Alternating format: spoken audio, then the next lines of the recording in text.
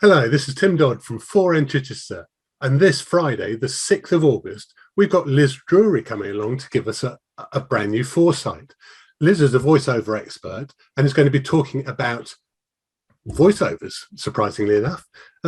Liz, great that you're coming along. What are you going to be talking about?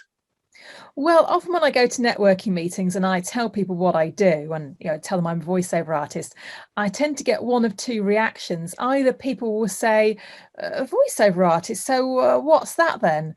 Or they'll say, oh, that's interesting. How did you get to be a voiceover artist? So the purpose of my foresight is to answer both those questions. And then whoever I get to have one-to-one with has to think of something different to ask me. How did you get into voiceover?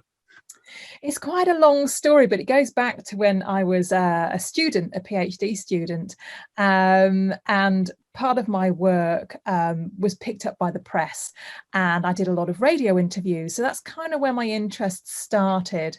It wasn't till a number of years later that I found myself working in local television, which involved some voiceover. And then when that job came to an end, I thought that was possibly the end of my career in the media. And then another few years went by. My husband was asked to go and work in America for a couple of years, and that gave me the opportunity to train. So I trained in voiceover because although I'd had a bit of experience when I worked at the television studio, I'd actually never had any training in it. And so that time in America gave me a chance to train in voiceover properly and start my business out there. And then I brought a new business back home with me. Well, you've certainly got a beautiful, mellifluous voice, and I'm sure it's something that a lot of our small businesses that come along to 4N could really benefit from with some of their videos, because that's obviously a growing area at the moment. It certainly is. I mean, Google loves video, and obviously the more professional you can make your video look and sound, the better.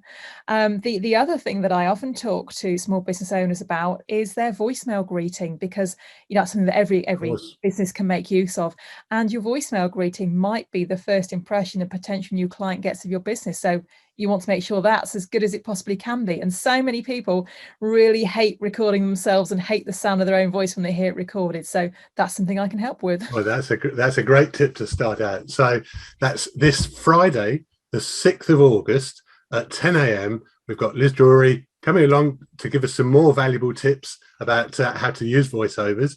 And yeah, come along. It's going to be a fantastic meeting. Look forward to seeing you there. Thanks, Liz.